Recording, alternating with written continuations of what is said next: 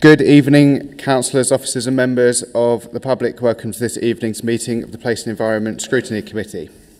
Please be aware that this meeting is being recorded and live streamed to the Council's YouTube channel, and I welcome viewers joining us online. Please can I ask members and officers to ensure that their mobile phones are either set to silent or switched off for the duration of the meeting. If anyone in the gallery is registered to speak at this meeting, you'll be introduced by name and invited to address the committee at the appropriate time. I would like to remind members of the procedure for tonight's agenda. Should members wish to amend, remove or add additional recommendations or requests as part of our debates, then they need to state and propose their recommendation at the appropriate time and seek a seconder to then confirm the recommendation. Members will then debate and vote on the additional or amended recommendation as necessary. I ask that all members to be mindful of this when preparing questions and comments to ensure that each item receives appropriate attention and scrutiny within the available time. Please could I also take this time to remind members that our role today is to scrutinise the future options for the management of leisure services phase 2. So individual cases and personal circumstances, whilst important, are not for us to determine here and can risk distracting from the wider purpose of our discussion. I would therefore ask that we keep our comments focused on the strategic issues so we can provide effective and meaningful scrutiny. We'll now move to agenda item 1, which is apologies for absence. Thank you, Chair. We've had one apology from Councillor David Howells. Thank you very much, Callum. And agenda item 2, minutes of the meeting held on the 2nd of April 2026. If members are happy for me to sign the minutes of the last meeting as a true and accurate record, subject to a minor amendment identified in the member attendance, only those present at this meeting can approve the minutes. Does anybody have any questions before I seek a proposer? No, perfect. Can I have a proposer then, please? Thank you. And a seconder? Thank you very much. And all those in favour, please raise your hands. Unanimous, thank you. Perfect. Okay, moving on. Agenda item 3, declarations of interest. Do any members have any interest they'd like to declare? Perfect, thank you. Agenda item 4, then future options for the management of leisure services phase 2. So moving on to the first and only item on tonight's agenda, which is the future options for the management of leisure services phase 2. This will include a presentation. We've received, however, one request to address the committee before the public deadline from a member of the public, and we welcome Lynn Buckingham to address the committee. Lynn, you have 3 minutes to address the committee. Thank you. Chair, thank you. Firstly, I'd like to thank officers, especially Julie and the leisure team. This report presents a strong operational case for bringing leisure services in-house and places prevention and health and well-being at the heart of future service delivery. My comments aren't about changing that direction of travel, but about strengthening the strategic business case before executive makes its decision. But this is not a one-size-fits-all. There are 5 areas I believe scrutiny could recommend for further consideration. Firstly, asset and financial planning. The report recognises that the leisure estate is ageing and that significant capital investment will be required. Before implementation, executives should have sight of the long-term asset strategy and life cycle investment plan so that the operation model is supported by a clear understanding of future financial commitments. Secondly, Kettering Leisure Village. This is one of the council's largest leisure assets, yet its term role is not fully explored within the report. A clear strategic plan for its future would strengthen the overall business case. Thirdly, equity. Across North Northamptonshire, consistency is important, but consistency is not the same as equity. Our communities have different needs, different health inequalities and different facilities. A single operating model should still allow services to respond to local priorities. Fourthly, community involvement. As services evolve, residents, sports clubs and voluntary organisations should help shape local provision. This should be a process of co-design, not simply consultation after some decisions or to stop services have been made. These services are important to local communities. In one breath, you're extolling the benefits of Corby's business model, and in the other, you are already cutting services, staff and finances. Finally, the council's role within the wider leisure market. Bringing services in-house makes North Northamptonshire Council one of the area's largest providers of leisure and well-being. This creates opportunities to develop local skills and apprenticeship partnerships and local supply chain. Setting out that wider strategic role would add real value to the proposal. This is an important decision that will shape leisure services for many years to come. By strengthening these 5 areas, I believe Scrutiny can help ensure executives make a decision that is not only operationally sound, but strategically robust and financially resilient. Thank you. Thank you. Thank you very much. So, just before we move on to Kerry Purnell to introduce the report, I'd like to invite Councillor Bennyworth, if you have anything to say on the opening. Not at this stage, Chair. I'm sure I'll be contributing at some point during this evening. No problem with that. Then we'll move to Kerry Purnell to please introduce the report. Thank you. Thank you very much, Chair. If I may, I can address some of the issues that have been raised so far, and then some of them, no doubt, will be picked up both in the presentation or in questions afterwards. And if you felt like I've missed anything, then we can certainly return to it. So thank you for your positivity around the report. On the matter of asset and financial planning, I think the report obviously introduces that it is a significant issue for the council, but the decision at hand on the 11th of August is about whether the services are bought in-house or are outsourced. Capital investment in the leisure estate is required regardless of the decision to bring in or to outsource. With that in mind, though, and the fact that it is really important, the leisure team are working really closely with finance colleagues on a 10-year capital investment plan for the leisure estate. That will be coming forward to executive, so there will be obviously the opportunity for that to be considered in some detail. There will be some challenging decisions ahead, no doubt, and that is because we know that capital investment isn't free. There are borrowing costs associated with it, and the work that we're doing to look at what investment is required also involves us overlaying other information such as what is in the leisure facilities strategy, the Section 106 available funding for leisure, which is not insignificant, and how that can be used to address some of those challenges.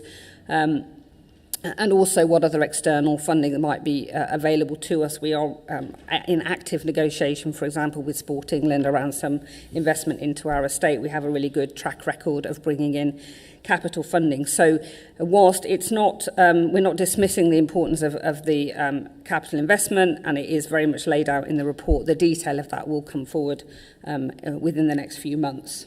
Secondly, on Kettering Leisure Village, it's a challenge because it's not a council asset. We do not own the asset. We do not own the land that it is on. We do not own the freehold, which is why it's not been included in this piece of work. It is a complicated legal arrangement to do with Kettering Leisure Village that is well rehearsed in previous executive reports that have come forward, and I'm happy to share links to those if members want to see them, because it's not an easy thing to describe in terms of the complex legal arrangements around Kettering Leisure Village, but it isn't an NNC asset, so hasn't been included. In terms of equity, completely agree. The report is really clear that we want to address health inequalities, but we recognise that those differ across the NN area. What we're saying in terms of the long-term vision to have a consistent approach and a single universal membership, that won't mean that every single leisure facility offers the same thing in the same way to its local populace. It will need to flex and adapt, but the universal membership will give our residents the opportunity to choose where they go for what. Community involvement, absolutely. We already have a developed NN Sports Club network, so we engage with our sports clubs regularly. We have an active community strategic partnership, which voluntary sector and other statutory partners come to. That's been running for over a year now and is really positive. So we have lots of active stakeholder engagement and the future shaping of not just leisure facilities, but our wider active communities and active wellbeing offer. And any significant decisions that have to be taken moving forward, obviously we would do in conjunction with stakeholders and with public consultation where necessary. And in terms of opportunities for young people, in particular around apprenticeships and partnerships, absolutely, we certainly look at that anyway in terms of any contracts that we tender. But we're using some Sport England money currently to develop a programme called Next Level Training, which will be specifically aimed at young people who are looking for opportunities, particularly those that potentially NEET currently, to get into the leisure industry. So we have funding and we will be developing a programme around that. Hopefully that's addressed some of those. The question about some of the challenging decisions or proposals in the report, I'm sure will come up in my presentation, but if it doesn't, then please bring me back to it, because there are obviously explanations around that. But if that's okay, I will move on to the slide deck. So just bear with me. Julie's going to click through. So what I'm going to try and cover, and I wouldn't normally do this, but the report, as you have seen, is quite a long report. There's a lot of detail in it, so I'm going to try and pull out some of the headlines. So a recap of the previous decision, and then the visioning survey and the new specification, touch on the concession scheme, and then importantly make sure that members of the committee are aware of the financial assumptions and financial modelling that sits behind this recommendation, and then some of those consequences and choices leading to the executive, and then the discussion. But we're going to start, with your permission, Chair, with a video, which I think we're quite proud of this video, and it shows you what we're all about in NN Leisure. Thank you.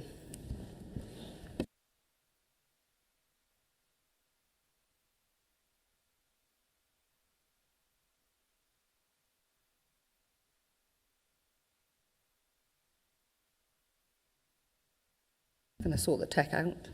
We got a bit of a technical difficulty.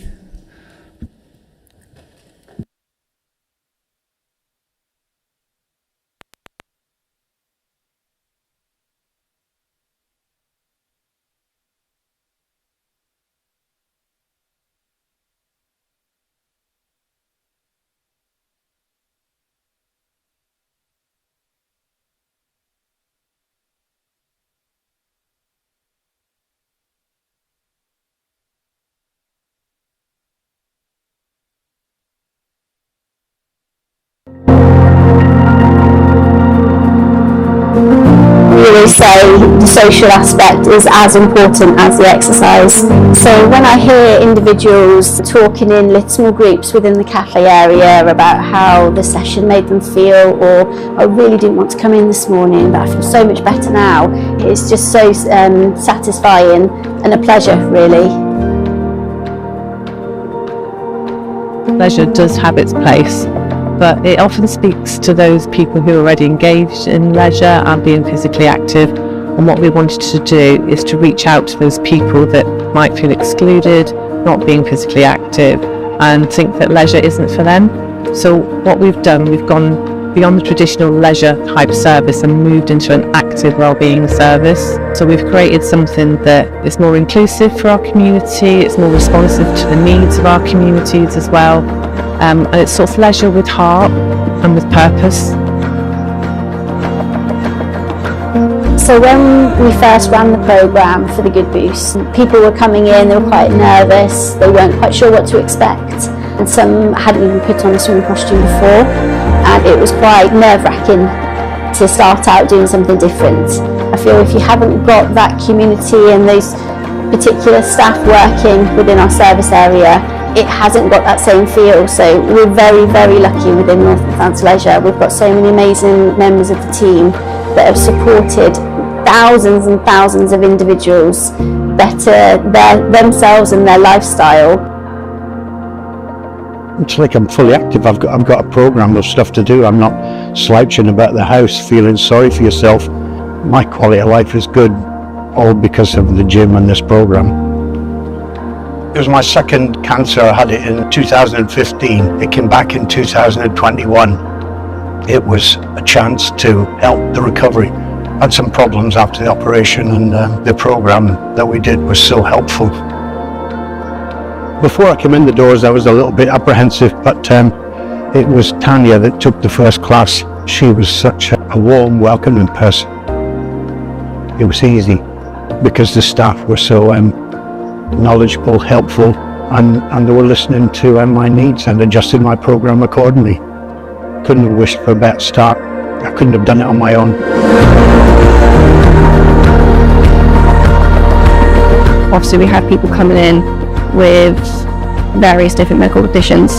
Some could be simple as just high blood pressure or just want to lose weight, back pain or arthritis. Normally they come in thinking, I don't know what I can do, I don't know how much I can do, and actually by the end of it, because it's a 12-week programme, they can do a lot more than what they thought. So with the cancer rehab one, a lot of it is just confidence. They're not confident about coming and exercising, they're not sure what they want to do, and there was one lady, she's been coming for roughly about 6 weeks now, and we have an exercise in the class where you can either walk or you can jog or just walk on the spot, and she's been like running back and forth. I'm like, go on, keep going, and she's like, ah.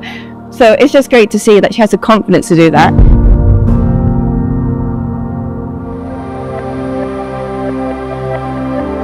I've been coming here 5 days a week for the last 20 years, first thing in the morning. I know there's the gyms and everything else, but for me personally, swimming is a head to toe exercise without feeling that you're going to strain certain parts of your body. Swimming is probably the best thing anybody can do to keep themselves going. My husband had a long illness, COPD, and then just over 4 months ago, he died of a heart attack as a result of that. And coming here was my lifeline. It was the one thing I could continue from before that happened, because my day was around him. The only thing left was my regular visit to the pool, because it's so easy sometimes if you stop doing something, trying to get back to something is not as easy. And everybody supported me in the fact, yes, you keep going, you keep doing that. And so I've been doing that, and it's been, as I say, an absolute lifeline. And it's not just about them coming to do their fitness. You'll find that mostly when they come in, they're coming because they want to de-stress, they want to feel like they are getting healthier, but they're also doing it where they can make friends as well, and that they don't feel insecure in coming in. They can come in and they can feel welcome. You'll find that a lot of the people that come to classes, even before I come to the class, the other people have been talking to them and they've said to them what the class is about, and they've helped them get equipment out. So it's quite a nice community that we've got. And now that we're trying to deliver health outcomes based on public health need, it's been really positive. I think that tying those two things together is integral to overcoming some of the challenges that we have as a society. People physically active benefits health locally, so it just ties in really neatly. And I think trying to have like co-location of services within leisure centres would be really positive for the community.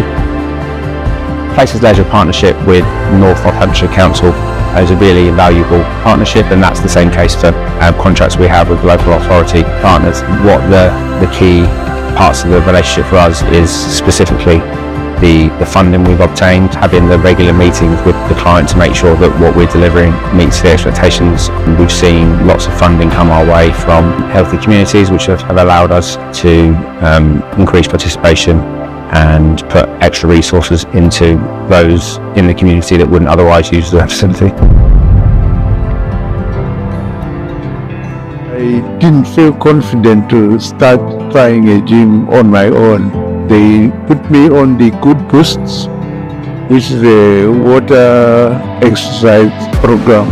In the early days, there didn't seem to be much improvement regarding the walking stick, but I could feel that I was able to stretch my limbs more freely. I think coming to classes has benefited me a lot overall, obviously with my health, my fitness now, and I'd still like to think I'll be coming to the classes when I'm 75, which I know a lot of people do, because doing the classes, you want to come to them, you want to feel better, and I'll keep on going till whenever. The biggest changes for me is just being friendly with other people. When you're retired, it gives you something to do as well, and so one of the things I like to do is keep going while I can. The gyms are for all ages, from youngsters to older people like myself. I've been coming to the Pemberton Centre for over 2 years now. Initially I started with walking football. It's been my road to recovery for my mental health. It's prevented isolation. On my first visit, I came to Jackie, who was really vibrant in her Freedom Leisure t-shirt, just very welcoming, and the team were really supportive and inclusive. I currently play walking netball with older ladies and also young people who've got mental health or other conditions. I was on medication, and I said before, my bipolar and my ADHD just spiraled out of control. I picked up support in hospital, and inside I didn't really have anybody around me as a support network, whereas now I can go to for a coffee, we can play a game, we can talk about anything. So I think it's changed my life, it's changed my mental outlook as well. We look at things like long-term health conditions, adults over 65, children and young people, women and girls, and we really try and create projects and initiatives to make sure everybody has a pathway into being active and healthy. You know, you pay a fortune for therapy, and you can come here, you get your physical activity, but also you're talking to people, you're sort of being reassured or getting advice, and that is where, you know, I find is most helpful. When I leave here, I could go home and probably for the rest of the day not see anybody to speak to, but this starts my day. It's the best way. Active, healthier lives is about creating the right conditions where people can be not just physically active but mentally and socially active as well. So we're not just offering leisure activities in North Northamptonshire, what we're doing is offering pathways into health and well-being. Future generations see leisure as a lifeline and not a luxury to what they're delivering on a daily basis, some of the challenges they go through to deliver those services. I'm very proud of them all. And personally, I think it's about more educating the local community and seeing that there is something for everybody from all the services that we provide. So it's exciting to see where the next 5-10 years go and the growth within our programmes. As we move to the future, we'll continue on that journey, really try and make it more accessible to more people. And I think that a key piece of work that we want to do is engage more with the local community, look at their need. Once somebody comes through the door, they really will see the benefit of exercising with us. The social side of it is really important, and like I say, just couldn't be prouder of the team, the results that they're getting for the people that they're looking after, really. Thank you from the bottom of my heart to all of our staff, all of the people that work hard day in, day out to make sure that we have these facilities running and they're providing services for our people which are making a real tangible difference. So I would just encourage everybody to, you know, get out there, be active, get fresh air and live a healthy lifestyle. And a happy lifestyle is a prosperous one, and that's what we want for everybody in North Northamptonshire.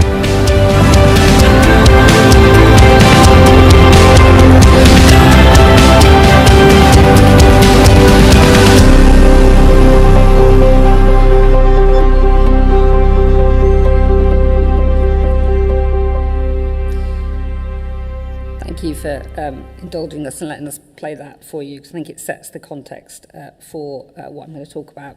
So, Julie's just going to catch back up with the presentation. I've got that on the screen. It's... I need to share, I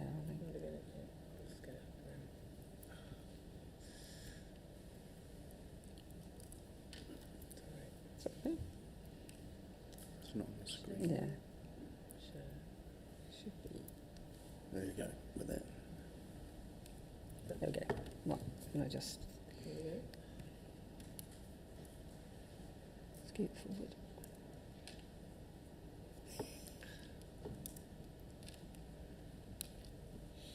Again and again. Okay, so just as a recap, the report that we bought in February emphasised that we have a mixed model currently with some facilities in and some facilities out to contract, and that our current model therefore is sort of not really aligned, but we've got the opportunity with those contracts coming to an end to look at what the future vision looks like. And so we confirmed after a detailed option appraisal was done around all the different governance options available to us that we would take some options forward for further development. So an all in-house model, a single external contractor, notwithstanding the fact that the decision in February was that we would keep our active community service in-house and obviously leisure management and capital programmes in-house, but that the other the option was that everything else would go out to a single external contractor, or that there would be a mixed model or retain a mixed model where some facilities would be in and some facilities would be out, and that we would then look at in detail those models or options against 3 service levels: a core offer, a community plus offer, and a transformational offer, in order to bring a report forward for a final decision, which is where we're at now. It doesn't want to move now. So in order to inform a new single service specification at core and community plus service levels, we undertook a visioning survey in March this year. That was both a public survey, a survey with the users of facilities across North Northamptonshire and with councillors. And we had a good response rate, and we had some really clear messages from that visioning survey that there was a shared ambition for a modern, consistent and accessible leisure offer across North Northamptonshire, with health and wellbeing at its heart, that we wanted to retain and expand the emphasis on health prevention, health rehabilitation and reducing inequalities. Councillors had a strong ambition for more transformation in years to come, which is more about how we move to that active wellbeing hub model and co-location with other health services. And the core offer, which is pretty much a traditional offer, is you open the doors and let people come and use the facility, but don't really offer the outreach active communities or the wider health programmes. That was felt that it was insufficient on its own. Consistency being critical around universal membership, aligned pricing structures, and then the public in particular were looking for improved digital access, so digital platforms to book classes, etc. on. And that we wanted to make the message was that there should be a real mix of core facility offer, inclusive and enhanced services, but obviously everybody understands that it needs to be financially sustainable model moving forward. So the next slide just summarises those 3 levels that we've looked at: core, community plus, and transformational. You'll see from the report that we're recommending the community plus level of service as the ambition to achieve over the next 2 to 3 years, affordability allowing, because that means that we don't have to stop anything that we're doing. Particularly, we'll keep our active community service and will give us the opportunity with the ambition to build and expand on what we do currently in the in-house Corby facilities and expand that offer across North Northamptonshire. So, having the results of the survey, we went into service specification design. We developed a spec both at core and community plus service levels so that we could work with our leisure industry consultants to model what they would look like. The report emphasises that The transformational option, we're not discounting that. What that looks like is that's what the future could lead to.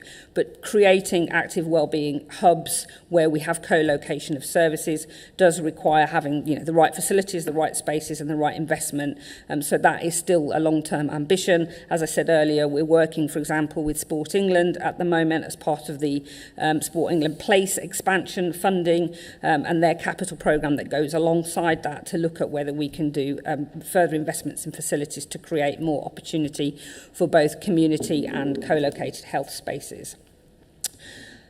We started looking, once we'd got a specification, we then looked at the staffing structures that we might need to develop that, and we looked at whether the model was in or out, what is the optimum staffing structure based on a percentage staff ratio to income. And after a considerable amount of modelling, we've sort of settled on an industry recommendation that our consultants have said should be able to deliver, or will be able to deliver, the specification of a 70% staff ratio to income. And then detailed financial modelling was undertaken against both the options, the in-house or the outsourced. We did discuss the hybrid model, but we discounted that quite early on because actually it was really difficult to financially model that, and also there is a risk if you have a hybrid model that we would continue with the inconsistency that we currently face. We've had a cross-party working group from members working on this with us since the beginning of the year, looking at the specification, the output from the visioning survey, and also working to shape the new concession scheme. And then we've got an officer working group, particularly around our enabling of corporate services, because whatever the decision, assuming that we get the recommended decision, there's still quite a lot of work to do, so obviously make that happen over the coming 18 months. So we're trying to make sure in our specification that we have a real clarity of service. So the specification has been developed using the Sport England template for leisure specifications. It's a detailed document that sets out not just what the service offer is, but key performance indicators, things around how that we expect assets to be managed, financial sustainability and flexibility of the delivery model. So it is a really detailed specification. And the reason why we've developed that is because even with the recommendation being in-house, it's still really important that in-house services are held to account so that we can see what is it we're supposed to be delivering and are we delivering against that specification over the coming years. So when we set out to do this, we had agreed already that there were things that would remain in-house regardless. So the Active Communities team, which delivers a whole range of those outreach programmes, some of which you saw on the video. The Leisure Active Environments team, which is where we drive our capital programme. And also currently, obviously, the contract management with the externally operated contracts. But also, beyond those contracts with Places Leisure and Freedom Leisure, we also have lots of other leased sites that we are responsible for as a leisure service, pavilions, pitches, etc. KLV is one of those, for example, a significant leased site. And we're responsible for the relationship management with those and the appropriate use of Section 106. And then obviously leisure management and business support, which particularly includes making sure that we've got all the right performance information and that we promote and market the service appropriately. We also run annual surveys called Net Promoter Score surveys, which are the industry standard for leisure centres. We have always run those in-house across all the facilities to make sure that we get an open and consistent and frank and transparent picture of what our customers are telling us, and obviously we will continue to do that. So a little bit of information about the concession scheme that has been developed with the member working group. So what we were trying to achieve here was a consistent and easy to implement concession scheme. At the moment, across all the sites, everybody does it a little bit differently, and we want it to be really clear for our staff and for our customers. So ultimately what we're recommending in that concession scheme is that there will be around about a 30% discounted provision for people who are paying as they go to use the facilities, and that's for priority groups. So those on low income or disability benefits, including pension credit for our older population and for NNC staff. There will be free provision for care experienced young people, Northwest Council foster carers and their children or young people, serving armed forces personnel or those veterans with a health referral, and then there is a national scheme around free access to nationally representative sports performers. We want to make sure that we're supporting health outcomes across the concession scheme for those people, as we've said, that might feel excluded. We also want to make sure it's easy to deliver and is in alignment with council priorities, which is why we've chosen those particular groups. We have to balance, so every concession obviously has a financial impact, so we have to balance the social impact of having a robust concession scheme with it being deliverable and financially sustainable. So hopefully we've achieved that in the scheme. So the next set of slides go through some very detailed financial assumptions, all of which are in the report. I don't propose to read every single one of them out, otherwise I'll be here most of the evening.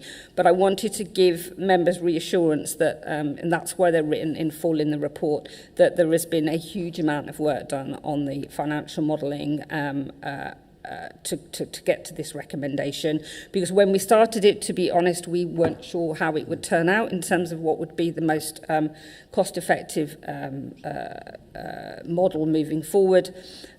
So hopefully all the financial assumptions give some confidence that we've had a consistent baseline to start with, that our consultants that we've worked with have obviously applied those assumptions, but have also been able to apply a lot of industry benchmarking. So they have access to lots of national data around leisure centre and leisure facility performance that they've built into this, as well as using actuals, as in actual financial information from all our facilities over recent years, and the projections where we know them into the coming year. Hopefully, when you've read the report, you've seen the detailed assumptions that we've made. There are projections based on growth aligned to latent demand. I think that's important to recognise, that there is certainly some latent demand recognised in our fitness provision in particular, and so there is room for growth built into the model, assuming that whether it was going in or out, that growth would be achieved. We're certainly confident that we can achieve that through an in-house model. And then business rates, I just mentioned that because that can confuse. Basically, depending, an operator could apply for a business rates reduction depending on the way that their company is set up. But even if we went out and that bidder or tender company was able to apply for reduction, the council still has to fund that reduction. So it's all been modelled on the basis that the council retains 49% of business rates, and the rest goes to central government, as far as I'm aware. Yes. So we started with, as I say, with a basis just on staffing, that we were would be the same structure in or out, because we need to be able to deliver the specification, and it's been equally modelled on that 70% ratio of staff to income. We know that if we went out to tender, some bidders might try to come in with a less of a staffing structure in terms of trying to make it work, but we genuinely believe that that would not necessarily achieve what we're trying to achieve in terms of the specification. The Employment Rights Bill and VAT are covered in the report. So the Employment Rights Bill, whilst not in legislation yet, is coming. And what that means, and is quite significant for this recommendation, is that when it comes into effect, if a public sector service were to be commissioned out into a contract and staff were being TUPE'd, the Employment Rights Bill means that you can no longer have a two-tier workforce, and therefore staff that were to be, if they were to be TUPE'd out from Northumberland Council to another provider, they would stay on their terms and conditions, which is obviously what TUPE allows for, but then the provider would have to level up and not level down. So actually, previously where leisure operators could actually save money on staffing, that's less likely moving forward. Obviously, if there wasn't any staff to TUPE out and you just had a leisure company that was setting up a delivery with no in-house staff to TUPE out, then obviously they could choose their terms and conditions, but we're not in that situation here. Dilapidations, I'm sure that might come up. That is probably one of the riskier areas. There are obviously dilapidation requirements as a result of contracts coming to an end. We are working, we're getting dilapidation surveys, I think they've all been done now, and mechanical and engineering surveys, and we'll be working with our assets team and our legal team to follow the process that the council has around dilapidations. It's obviously not new in terms of contracts, to make sure that they are done, because we are assuming that those dilapidations are, if there are any to be rectified, are rectified before the new arrangements are brought into being. I don't think there's anything I'm going to labour on that slide, but obviously we can come back to it if anybody's got any questions. I do want to come on to the reasons why it's turned out to be, or modelled as a cheaper option in-house. And that's primarily to do with Employment Rights Bill, but also to do with the fact that when you go out to market, a leisure operator would apply what is technically a 10% overhead, 6% for central costs and 4% for profit, which are aligned to industry standards. So that's been modelled in. Obviously, there are central costs within the council that are also modelled in, but they're not equivalent to that. If we did consider contract extension, so because our contracts will end at different times, originally we thought the best option would be to extend all the contracts till the 1st of April 2028 and then go with whatever the model was going to be in one go. As it turns out, in order to do that, that would incur some additional contract extension costs that have been modelled in for the East Northampton Kettering contracts. And that's obviously funding of nearly £500,000 that's not budgeted for, and that's again a factor in the financial modelling. The VAT, as I say, is described, and we have applied the agency model. So a contractor under new HMRC rules can apply an agency model, which basically means that the council, they act as an agent for the council, which means that they can claim VAT back in the way that the council can. But even with that applied, it still comes out cheaper for the in-house option. We've talked a little bit about capital already in the answer to the speaker, and we are working on that 10-year investment plan, and we will be bringing that forward. So the high-level financial summary was a little bit of a surprise, I think, initially to all of us when all of that was modelled. And yes, there is the high-level table here and in the report. Just again to give you confidence, there is a considerable amount of more financial information that sits behind this, but it is obviously quite commercially sensitive because it's based on both actuals and projections for our leisure operators, which is why it's not in the public domain, and it's done at like in NY, but also facility by facility. So we do have that data and information. So the in-house model provides a lower annual cost from year 2 onwards.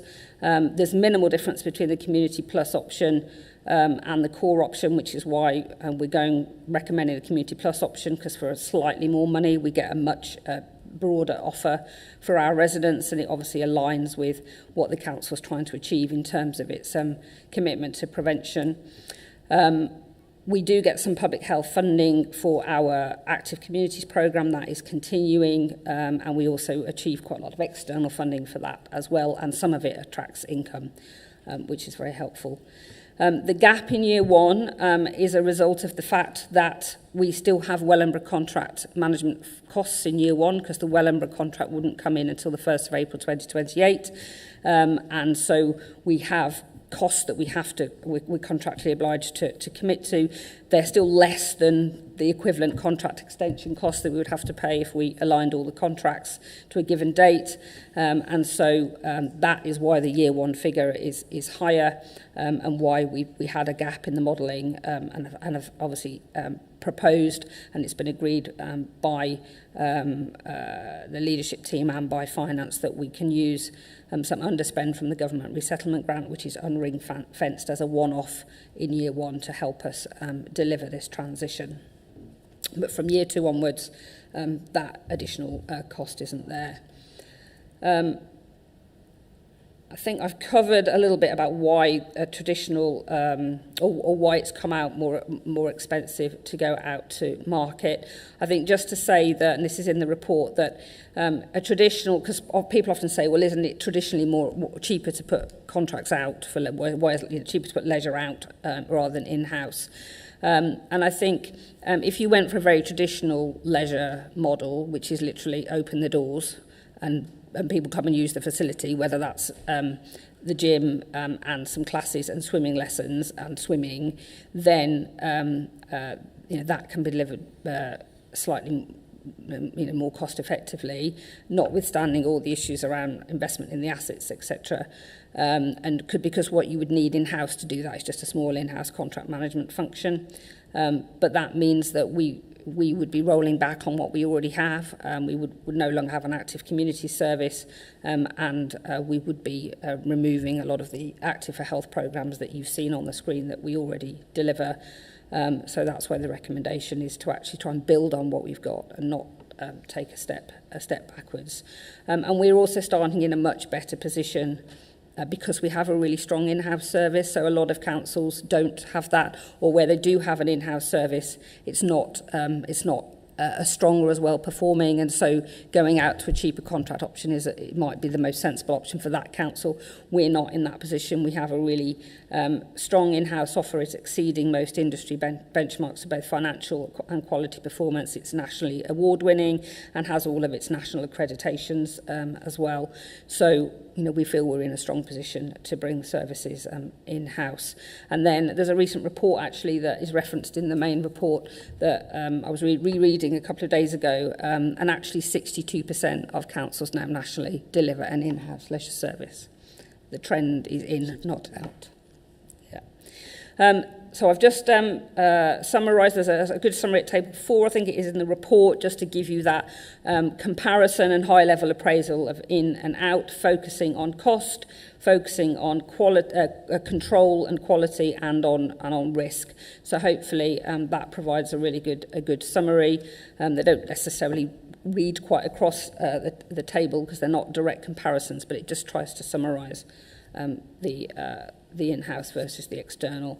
And I think the important thing is around flexibility and control as well as cost, because if you go into a contract, which would probably have to be at least 10 years, probably 10 plus 5, even though your specification might be really robust, if you want to flex, it becomes harder. It can be done, contracts can be varied, but normally come at additional cost to do that, and bringing in-house gives us the flexibility to keep adapting, particularly with the advent of integrated neighbourhood health, which is obviously right on the cusp of being delivered in response to the government's NHS 10-year plan. And it also means that we can manage the transition carefully. And I think that was the other thing I wanted to say, was that whilst we're going and recommending an in-house Community Plus offer, you're not going to see everything all at once on the 1st of April 2028. This is going to be a transition. Initially there will be lift and shift. We need to look at what we've got, then the types of staff we've got, what training needs there are, where there are vacancies, and then grow incrementally so that we can build to that universal membership offer and universal pricing, and expand what we've got in Corby across the area. So just in terms of some of the choices that are laid out in section 5 of the report, so we had a really clear steer that we have to deliver this within the current budget envelope, and there is no more money. So that has been an absolute challenge, because we are proposing to bring 7 facilities in-house without any additional money, and obviously those facilities doing that transition obviously does bring in additional cost. For example, those staff that TUPE in will be coming onto our terms and conditions, and so we need to make sure that we can pay them the right amount of money, and when we looked really carefully at the 70% staff to income ratio, our in-house facilities are overstaffed in comparison, about 85%. So we've done a piece of work to look at what would it look like if we levelled it out, and it is about a levelling. It's not about a reduction And when we bring in those facilities, particularly East Northampton in April next year, there will be vacancies. We know there will be vacancies, and so any potential, well, the reduction that's written in the report of 7.95 equivalent FTE, that isn't people so much, that's hours. We have 3 vacancies already that we're holding, and there will be other vacancies that we'll be able to mitigate and staff will be able to move into. We've obviously had to be really clear in the report, and we've briefed staff already, and we're looking literally line by line across all the rotas to make sure it's about realigning and aligning to make sure we're having an optimum use of the staff that we've got. So some staff will see a change in their hours or their working patterns, rather than saying that we're going to lose 8 staff. That's not what this is about necessarily. And after the decision is made on the 11th of August, we obviously all of this is subject to staff consultation, and so there is a process we have to go through. We are proposing to close the creche at Corby Pool. It's the only creche that we have in any of our leisure facilities. Most leisure facilities don't have creches, and when we've looked at the figures around it financially, it's not sustainable. It's costing the council tens of thousands of pounds a year.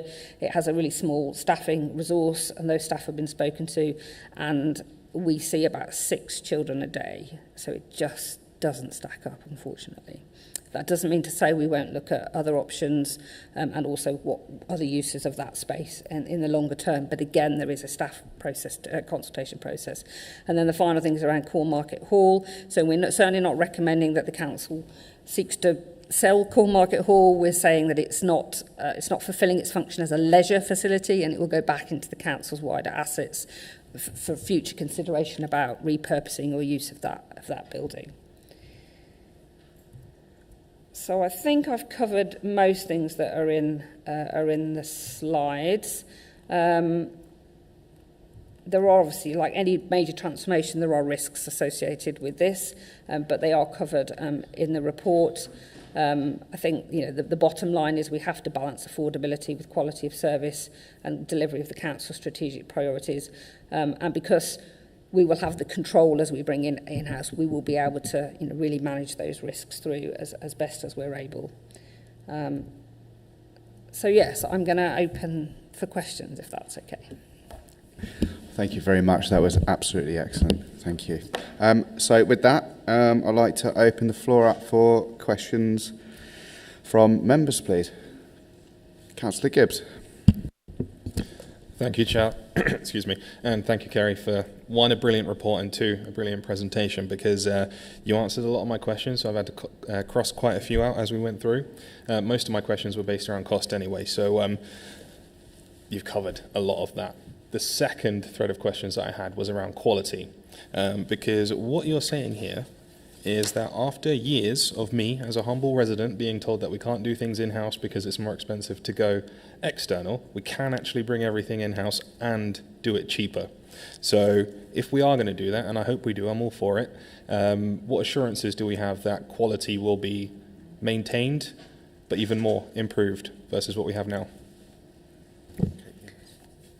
Well, firstly, the specification will help with that because it sets out some really clear key performance indicators that we are committing as an in-house service to be held to account against, and we're happy to do that. We already are held to account against those types of performance indicators in-house.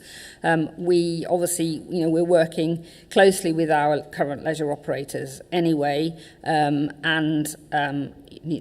there's always room for improvement everywhere, even in-house services. But we are genuinely confident that with probably some small and not very expensive effort or no cost effort, just in terms of support and training for staff, that we can quite quickly level up the standards. None of this is about leveling anything down. It is definitely about leveling up, and we're absolutely committed to doing that. And we know that because we do. I mean, we're confident because we do deliver a good in-house service, and we've got the awards and the accreditation to show that. Our other facilities are not currently accredited, so over the coming years we will be working really hard to get them all accredited and get them where they need to be. Thank you. Councillor Fedorovic. Thank you very much. I just wanted to start by saying a massive well done on this huge piece of work that has been obviously spanning multiple years, and just wanted to thank Kerry and Julie and the whole team. It's really, really something. So a couple of my questions are also answered, specifically monitoring success after the transition. I know obviously you sort of mentioned about KPIs and a lot of that internal sort of monitoring, but I don't know if that could be something that could be worked in to communicate with members in some sort of fashion, member briefing, something like that would be really fantastic, because I think we're all heavily invested in this. So generally think the evidence to support an in-house model is really, really robust, well researched. Community Plus model looks really credible, and sort of equalising prices as well, really great to sort of formalise that housekeeping. The role changes sort of came up within our team as something just to raise. Obviously, there's a risk of losing good people and things like that. So just really, I think there was a strength of opinion in our team that we want to look after people, retain good talent, stuff like that. I think it's fairly obvious, isn't it? There are a couple of quick points that I'm just going to whip through. So the first one is about no real mention, and I appreciate this is more of a top line document, but I still feel like we need to have more of a mention of strengthening our marketing. I know that's something that's within lines within the report, but there is so much already going on, as we recognise, but not enough people know about it still. And I think comparatively, I know sort of community-led initiatives are just so well marketed, and I guess that's where we have the opportunity with an in-house model to have that like real investment. But I'll come back to it also later. But I think marketing is just it's how we reach the most amount of people, because a lot of the amazing initiatives that we've got to see in the video as well, that's reaching kind of some vulnerable backgrounds, but actually leisure is, like say, it's everybody. And for me, marketing is one of the key ways that I think we can really amplify the amazing opportunities that we've got. So 10-year capital investment, I'd like a bit more information on that if possible. Also very much mentioned within our catering team, swimming pools in the pipeline, but not mentioned in the strategy. Appreciate this is a bit more top line. Mentioned the contract management for externally operated sites. I didn't know if we were considering externally operated sites and if these would deliver greater outcomes by bringing these in-house. One that was suggested as an example is KLV. I know it's sort of been mentioned as well.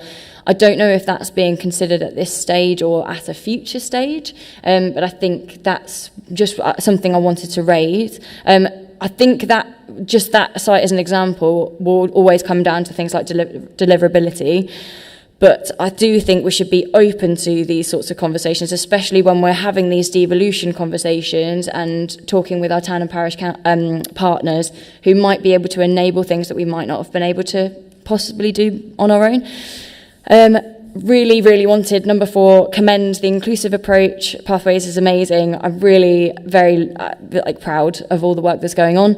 But again, I think this point came back to marketing, and actually what I'm really, the thing that I'm really passionate about is making sure that we our funds reach the most amount of people. And I think that's where marketing can help, because there's kind of 3 aspects when it comes to helping the most amount of people. You've got finding activities that interest them, being able to access them affordably, which is what obviously come out, and for help filling in the gaps in leisure provision that people are asking for, not necessarily always through us, but also through partners and grant funding. So for me, in terms of the leisure, like our impact, those are the 3 things I'd love to see us do, and that's what we're working on in the Kettering Town Council as well.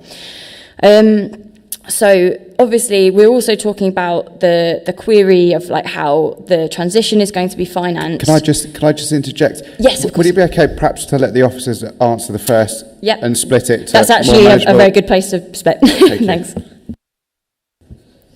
I think the emphasis you've made on marketing, we would completely agree. The report sort of references in the modelling that there's some latent demand, and whilst membership generally is strong, we know that there are opportunities in some of the facilities as they come in house, and particularly as we expand the health programmes, that I'm not saying they don't exist anywhere else, because there is examples of it, but there will be a real push to make sure that our residents are aware of what the offer is, and that's the whole point in the video is that it's not about traditional leisure. We want people who didn't think leisure or sport was for them to actually see there is something for them in these type of services, whether they're in a facility or whether they're in the community. So I completely agree. We do work with a marketing provider as well around leisure, and that obviously will be expanded, so I completely agree.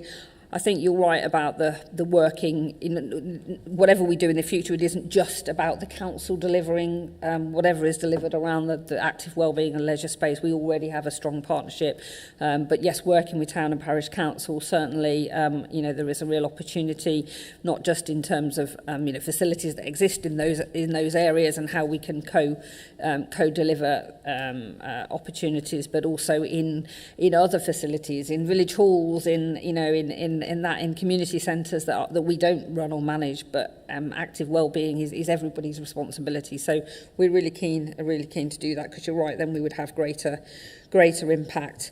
Are we thinking about facilities that are not currently on this list of 11 or 12? Probably not immediately. There's a lot to do in the coming years just to get everything that's recommended here in-house. You can never say never about anything, but obviously some of those other facilities that are under lease arrangements, some of those are long-term and complex, we have to work through that. But we do work, closely we've got sports clubs that lease some of our facilities, and obviously we work alongside those because they want to have sustainable arrangements, whether that's longer term leases, etc. So it's important that we keep working with those to make sure that our grassroots sports provision is supported as well. Thank you. I'm just going to go to Councillor Brown and then I'll come back to you. Thank you. Thank you. Just to pick up on one of the points regarding engaging with parish councils and communities. So in my Earls Barton ward at the moment, we have no provision from Northants Leisure whatsoever. So I'd really like to push you on that point about engaging with parish councils and coming out to places such as the Earls Barton ward, because it's very centric on Corby, Kettering and the bigger towns at the moment. So could you put a little bit more meat on those bones on how, if we were to bring the service in-house, how would that look and how would that benefit residents of such rural areas? So I think there's a couple of things there. So partly we work really closely with town and parish councils where there's 106 funding that's been approved for relevant local developments, and we tend to be the conduit if it's around a leisure facility, a playing pitch, a pavilion, a leisure type asset. Then we would work really closely, and we do, with the town or parishes to make sure that they can access that funding and that we support in any way that we can for that to be delivered out, whatever it is. And there's lots of examples of that. Beyond that, I think there is a real opportunity, and we learnt from our visit up to North Yorkshire, and they've recently bought their facilities, or in the process of bringing their facilities in-house, and one of the elements of their strategy that we talk to them about is recognising you don't just have to use the principal council's facilities to deliver your strategy. You can be working alongside community groups, town, parish councils, etc., to look at what the offer can be. And in our active community space, that's certainly where we want to get to, within the constraints that we might have around staffing numbers, etc. But it's how we can partner to make sure our active community service has reach into our rural communities as much as it does our urban communities. Thank you. And Councillor Baker, thank you. Thank you, Chair, and good evening, everybody. And thank you to Kerry and Julie for the excellent work that you've done, and also to your teams. I'm sure the work that's gone on behind the scenes has been huge. Also to Councillor Bennyworth, I'm sure you've been involved as well. Anybody else on the executive, but also Councillor Lynn Buckingham for coming this evening and making your points, which I think are all incredibly valid.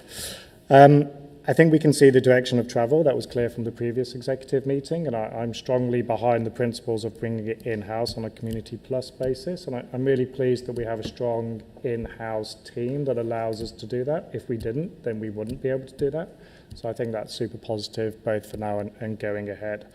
I should say, I do note that in 5.3.2, 7.1.4, of the papers, there is reference to possible rationalisation in the future. I think that's understandable. Certainly I support this approach, not on the basis that it's easier to have rationalisation in the future, and I'm sure that isn't the case in relation to the recommendation, more that it's the best approach to have to balance affordability with quality of service. So I think that's super important to mention. You did touch on possible job losses and also the closure of Corby Creche. I do think it is important that when you present the papers to the executive, you do have some data in that regard. You did mention some of it in relation to the closure of Corby Creche. I'm absolutely certain that those recommendations are not afterthoughts, and you've clearly thought a lot about it, but I do think it's important to have some of the data to present to executive on that front, and I'm sure the public would welcome that. I wanted to pick up on the social return on investment in 4.30 and 4.31 of the report, which I think is super important. I was pleasantly surprised to see that. Quite often that's overlooked because it's deemed to be intangible. So I was super interested to see that there's actually a framework that's been developed in that regard by Sheffield Hallam University. I don't know whether the average social value contribution per person at £231 though is good, bad, average, above the national average. I think it'd be interesting to hear whether it is or it isn't in that regard, because it's a bit of an indicator of performance of our current leisure services as they presently stand. I'd also be interested to know, and Councillor Bennyworth and Councillor Griffiths, whether this would interest you too, if it's then possible to reconfigure the total costs table in 5.39 and also on page 43, with the projected social value contributions offsetting the tangible financial modelling costs to the council over those 5 years. I don't know whether that would be of benefit, but those total costs we're looking at are tangible costs, and these social returns on investments are sort of intangible, even though Sheffield Hallam have come up with a framework. And I'm just wondering whether it would be beneficial for executive if you could provide an additional table that offsets those tangible costs with that social return on investment, because I think that figure, or those figures, and if they can be projected out of those 5 years, are super important. I'll leave it there for the moment. Thank you, Chair. Thank you very much. And would you like to? Yep. It's very kind, Chair. So looking at the pay, well, I mean, Councillor Brown and I agree. I'm from Earthland Borough, and it needs to come to Earthland Borough as well. Definitely does. The little towns and parishes need to be looked at. If staffing costs are now assumed to be broadly equivalent between outsourced and in-house models, what specific advantage remains from taking on long-term pension, national insurance and running costs directly rather than leaving those risks with an external operator?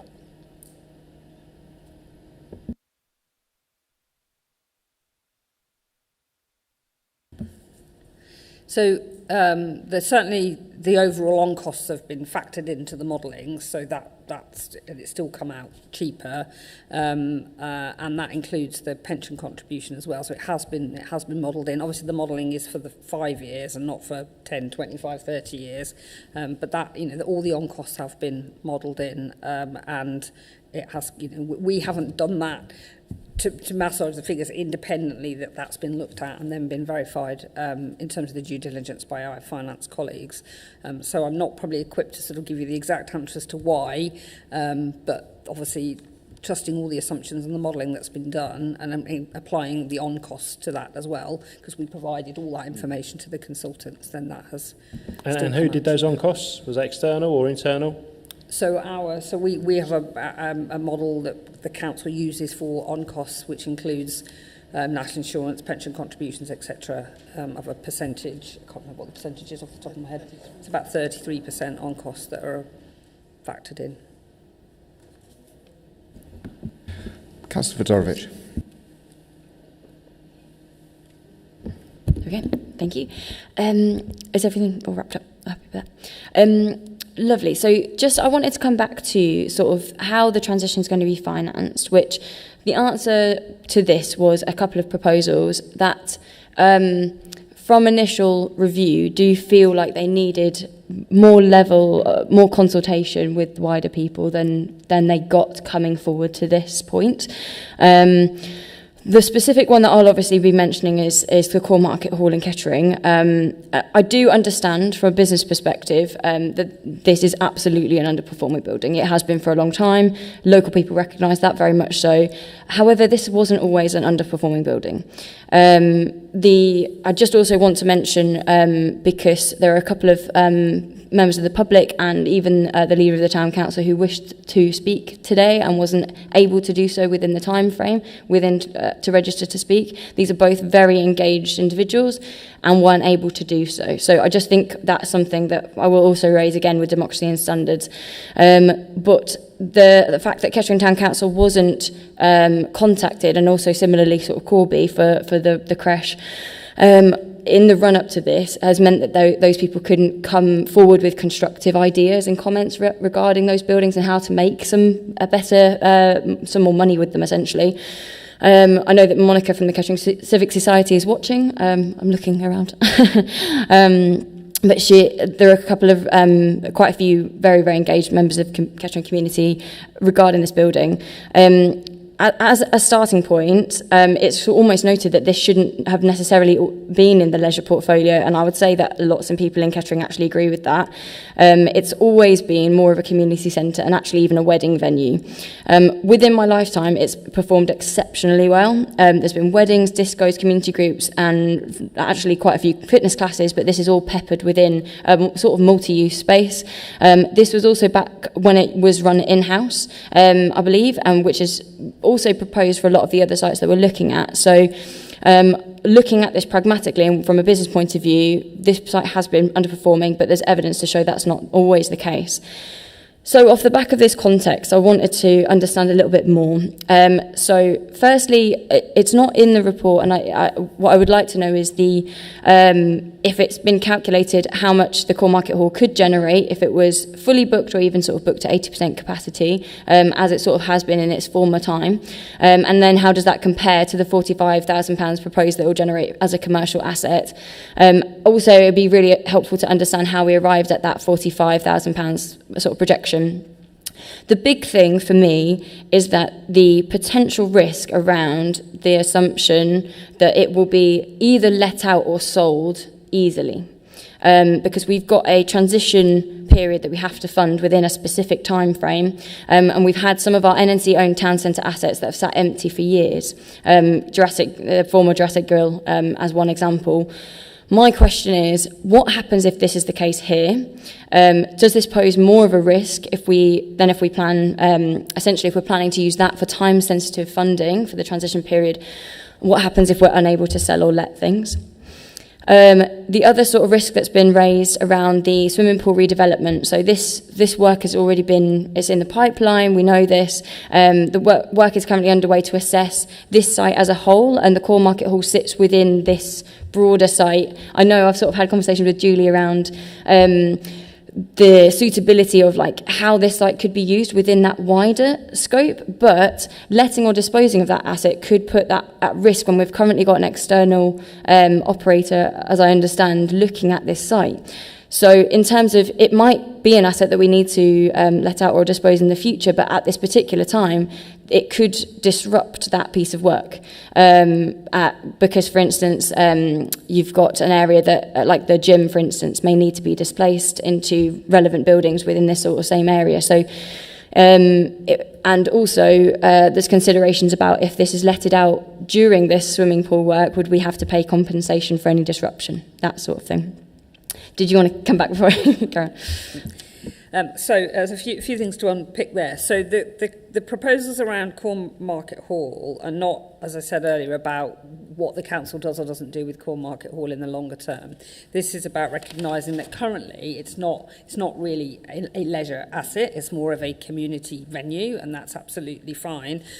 So we wouldn't do anything with Core Market Hall until the Kettering contract comes in house. So nothing would change so we've got until October 27 anyway. We're not reliant on the funding the income from that or whatever for the transition. So it's not paying for any of the transition, so that's not relevant. It's just recognising that as a leisure facility, longer term, if we bought it in-house as a leisure facility, like any asset, it has costs to the council. And as a leisure facility, it's not going to generate the income in order to be able to meet those costs. So that's why we've taken that bit out of the equation in terms of financial modelling. Its future purpose, whether the council continues to own it and another group, a service runs it, or another group runs it, or it's, you know, there's an arrangement with a community organisation, whatever that might be, is very much up for decision for the future. And I'm sure all the relevant stakeholder engagement and consultation will take place. So we're not reliant on any money from Cornmarket Hall to fund the transition. So I just wanted to make that clear. The projection around what it could be worth from a commercial let is just a high-level projection that assets used when they look at basically square footage, basically. But that, again, we've not modelled that 45k into the financial modelling for leisure. It's just that's what it could, but that's very much a could at the moment. In terms of Kettering swimming pool, so we know that it's an ageing asset, and we need to make sure that members and other colleagues within the council have all the information that is needed to make decisions about that asset moving forward. So we're in the process of commissioning.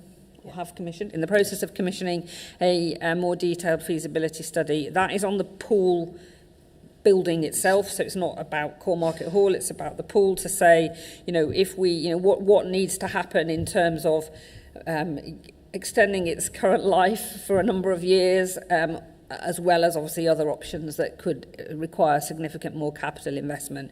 And that's part of the capital investment piece of work that we're doing, you know, and obviously it will require very considered decisions by councillors moving forward, because we know that to build a brand new leisure facility, if you're going to build an optimum wet and dry site on one location, whether that be there or anywhere else in Northamptonshire, you're talking north of £30 million.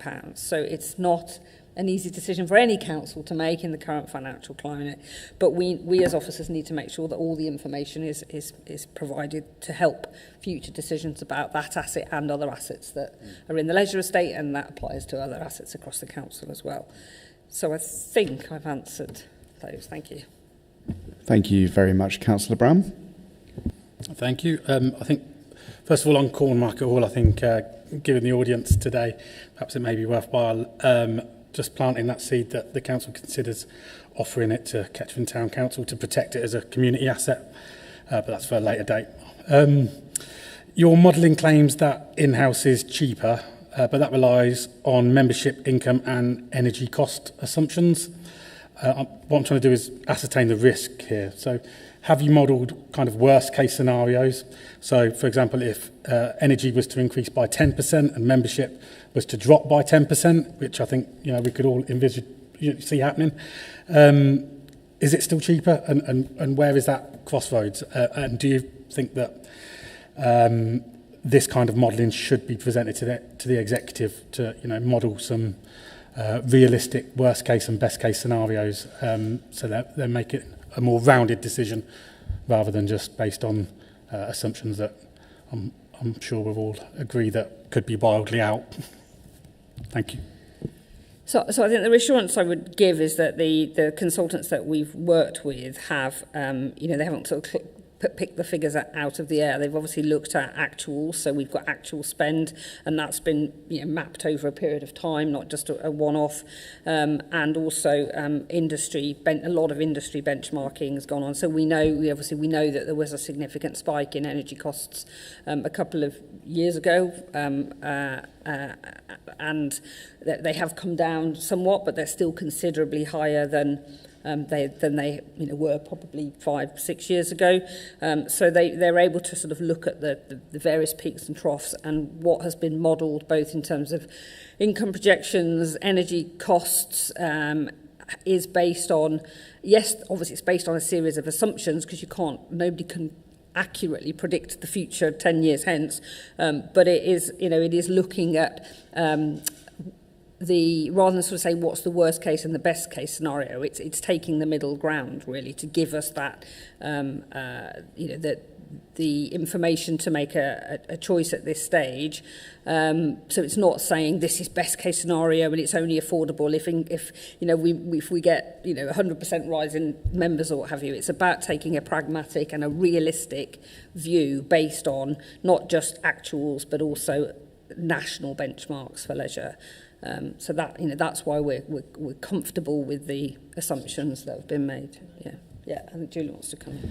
I just wanted to add as well, we're looking at one model for leisure across Northamptonshire and one membership. That's going to be a huge attraction for people. So the membership we know will increase because the offer just has got really a lot more choice for people, a lot of facilities that people can't access at the moment in their current membership. So there will be a growth, we are certain of that, of leisure memberships. And I also wanted just to touch on the energy consumption as well. It has been a major issue for us previously within leisure, particularly swimming pools that take a lot of energy. We have been really successful in gaining a lot of funding through the Swimming Pool Support Fund, and we've installed a lot of mitigations around that to protect us in the future. So solar panels is something we've got on most of our leisure facilities now, which is helping to cover the cost of energy and obviously will help going forward as well to make them more sustainable. Things like LED lights, pool covers, they're all things that we've put in place across recent years. So that will protect us going forward.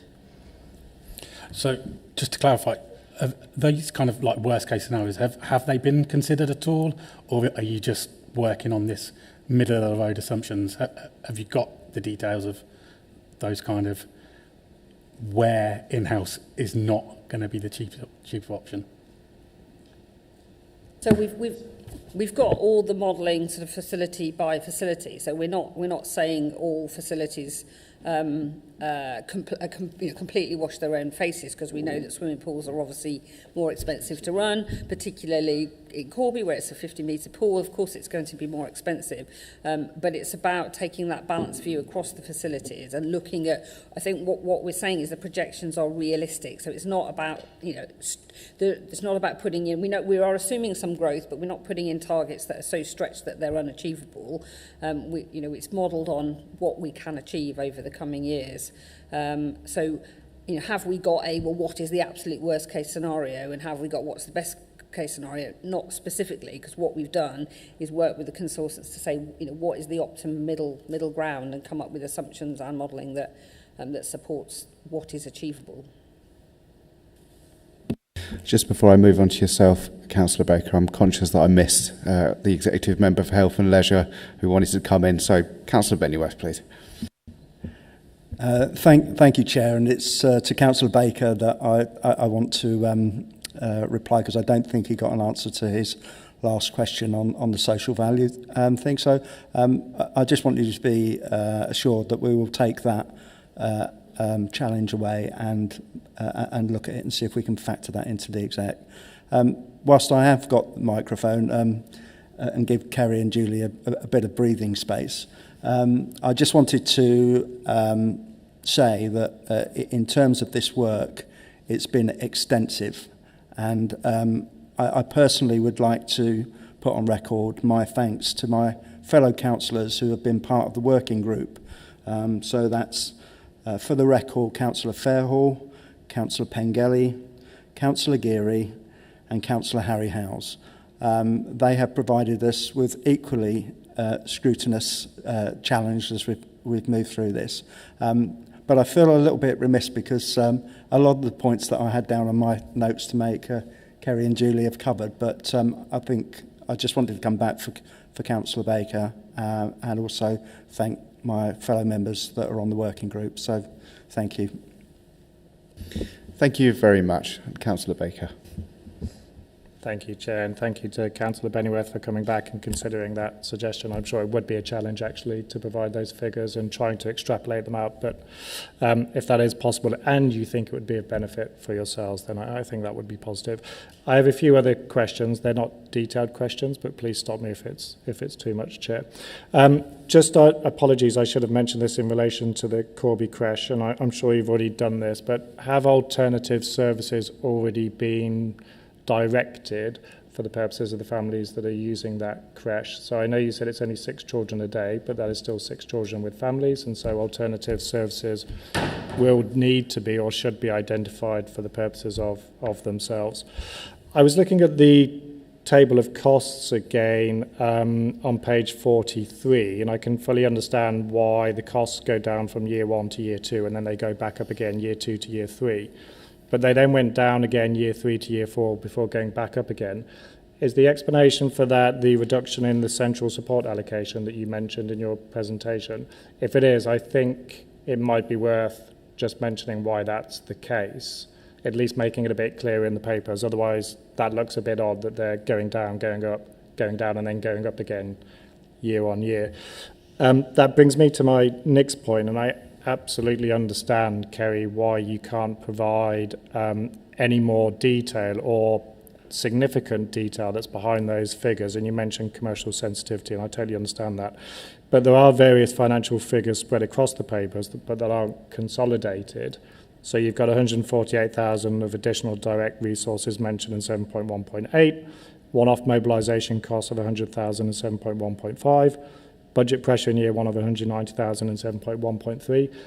It is quite difficult to follow those and then cross-reference them back to the total cost table. So at least in relation to the costs that you've got mentioned elsewhere outside that table in the report, if you could somehow bring them together for the purposes of those overall total costs and provide a little bit of a breakdown so the exec can understand how they're relevant, I do think that would be important for the executive as well.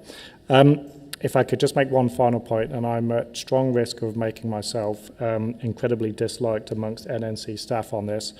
I was slightly surprised to see that NNC staff were entitled to a 30% concession, if I'm honest. And I was surprised, not necessarily in the context of looking at that in isolation, but that when I was looking at the parties that do get concessions, I couldn't see armed forces veterans anywhere other than getting free access to leisure services if they have a health referral. Now, is that a mistake in relation to veterans or not? Because that's the only reference I could see to veterans in the report.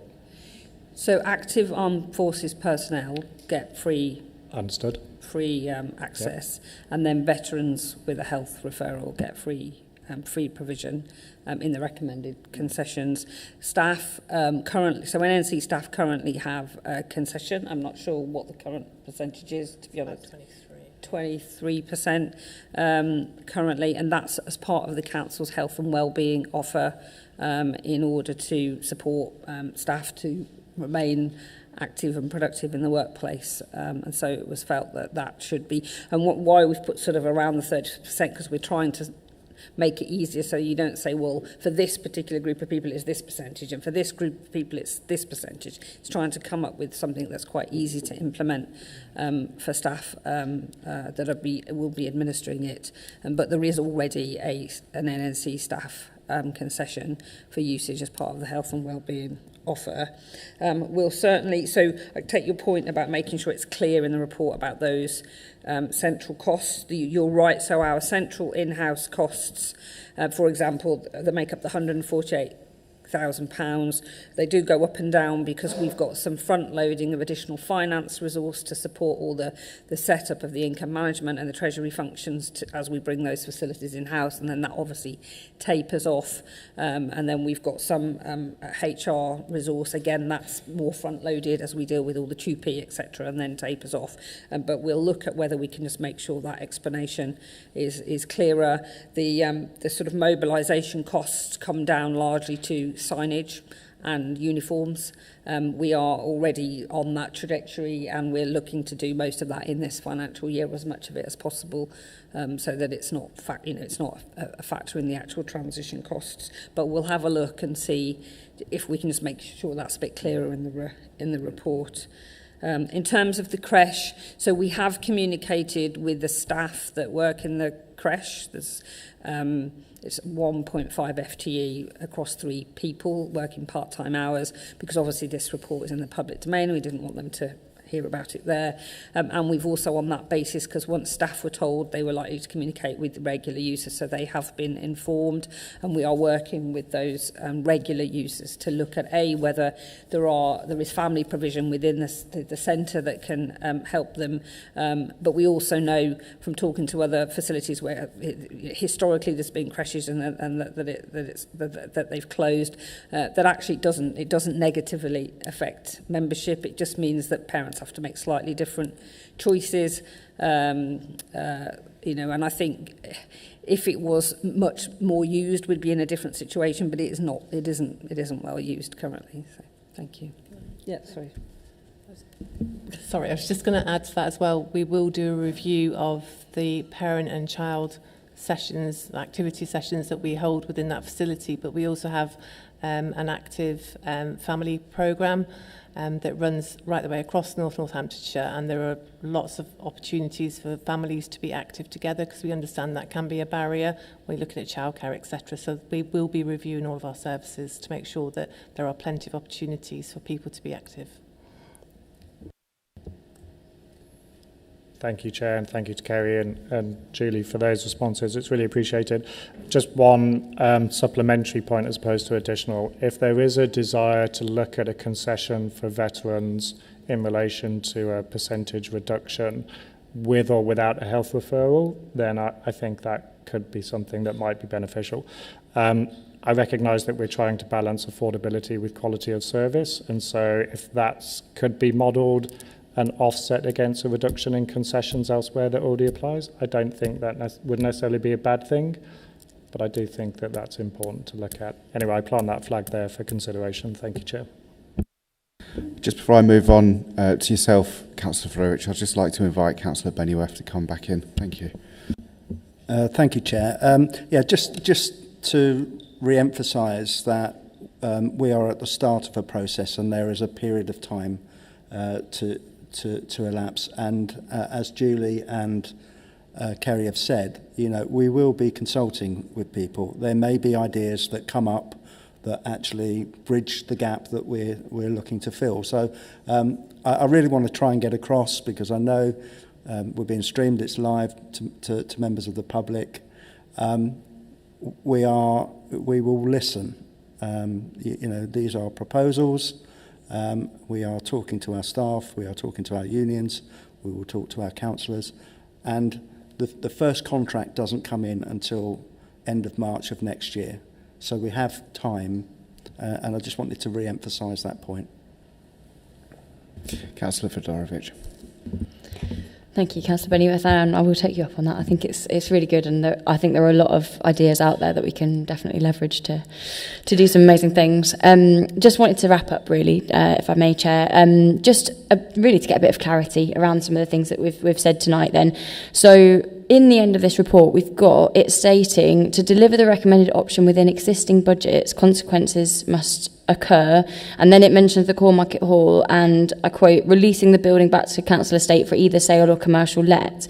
This implies that it will be let or sold to cover the cost of the transition, but you're sort of telling me that that won't happen, and that it's not necessarily mirrored what has been said.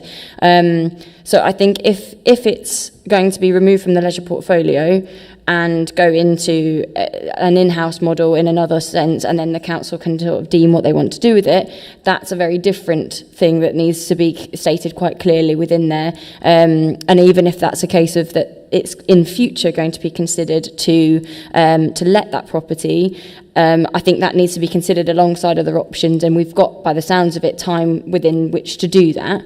The thing I did really need to say is, because this as it stands, I cannot vote for something when people have said, when it explicitly says in writing here to sell, the open to option to sell, when that hasn't been consulted on with local people, and there is such a strong feeling that that is a bad move for this council. There's a reputational damage, there's risk for a heritage building, there's so much sort of at stake there, and actually by the looks of it, we don't necessarily even know if that will be the way that we'd want to go with it. So I think just making sure that we remove that from the report tonight, I can then feel I'm happy to sort of vote on that, but I do think that section, it just isn't necessarily reflective of the conversation that we're having. So if that, my recommendation to would be just to sort of amend that, to take that forward, and make sure that's clear coming forward to executive.